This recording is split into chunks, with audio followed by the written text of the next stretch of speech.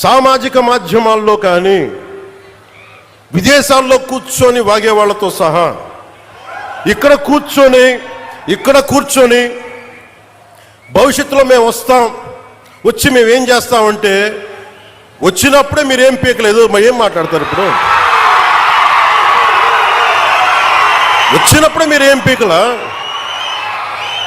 అంటే ఏమనుకుంటారు? మీరు కూర్చోబెట్టి మీరు బెదిరింపులు చేస్తే భయపడతాం అనుకుంటున్నారా?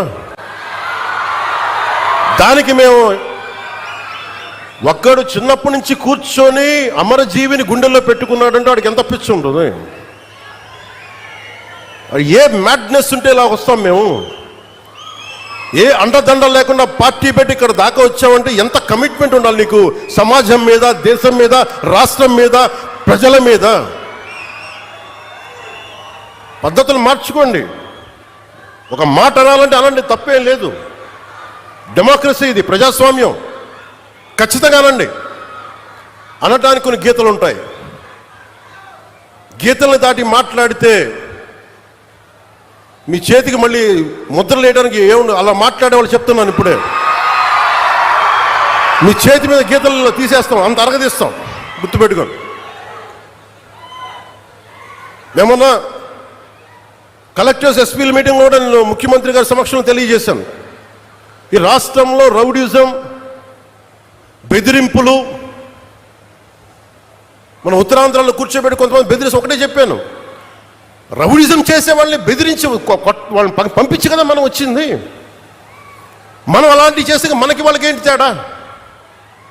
ఇది నేను చెప్పాను, నేను జనసేన మేము ప్రభుత్వంలో భాగం, అవసరమైతే చాలా ఖచ్చితంగా ప్రతి విషయాన్ని, అంశాన్ని తెలియజేస్తాం. వెరీ కన్స్ట్రక్టివ్, మేము పార్ట్ ఆఫ్ దిస్ అలయన్స్. అందుకని దీన్ని ప్రతి ఒక్కరు దృష్టిలో పెట్టుకోండి. అలాగే మీరు వైసీపీ వారికి కూడా చెప్తున్నా, నాకు మీరంటే గౌరవం. బొత్స గారు లాంటి నాయకులు ఉన్నారు, మా పార్టీలోకి సామినేని ఉదయ్ భాను గారు లాంటి నాయకులు వచ్చారు, శ్రీనివాసులు గారు లాంటి నాయకులు వచ్చారు ఒంగోలు నుంచి, బాలినేని శ్రీనివాసులు లాంటి గారు. అప్పుడు వాళ్ళు బ్యాలెన్స్డ్గా ఉన్నారు, ఇప్పుడు బ్యాలెన్స్డ్గా ఉన్నారు. కానీ మీరు కూర్చొని పాత పద్ధతిలోనే మళ్ళీ మేము ఇష్టారాజ్యాంగంగా చెడతామంటే నేను విసిగిపోయానబ్బా. ఒక జీవితం రోడ్డు మీద వెళ్తుంటే ఒక యాక్సిడెంట్ అయితే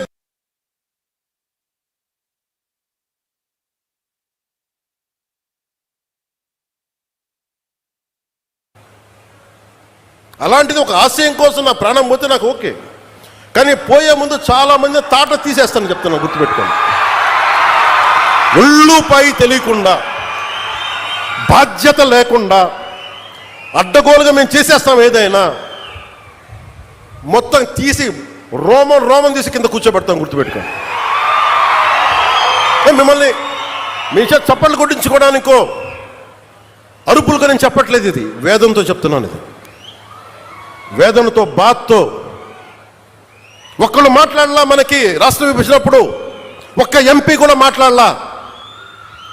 రాష్ట్ర విభజన జరిగితే మాకు వచ్చే నష్టం ఏంటి మాట్లాడలా. జరగకూడదు నేను ఒక్కడెళ్ళి కూర్చొని ఎంపీల్లో మాకు నష్టం వస్తుంది మాట్లాడడానికి భయం, కొడతారో లేదు వ్యాపారాలు పోతాయేమోనని. అంత దరిద్రపు గొట్టు బతుకులు ఎందుకు మనకి? ధైర్యం లేని సమాజం ఎందుకు? ధైర్యం లేని నాయకులు ఎందుకు? సిగ్గుండాలి కదా మనకి. అరే ఒకడు కూర్చోబెట్టి 56 రోజులు మొత్తం కడుపు కాలి ఏడుస్తాం. అతనికి కడుపు మంటకి భరించలేక బంకబట్టి గుడ్డ కట్టుకొని, బట్ట కట్టుకొని, కానీ కడుపు నిండా పెట్టుకొని ఏడిస్తే అతని ప్రాణత్యాగం మీద వచ్చింది. అలాంటి రాష్ట్రానికి అన్యాయం జరుగుతుంది, ఒక్కడు మాట్లాడేంటి? నాయకులు చేసిన తప్పులకి ప్రజలను ఎలా శిక్షిస్తారు?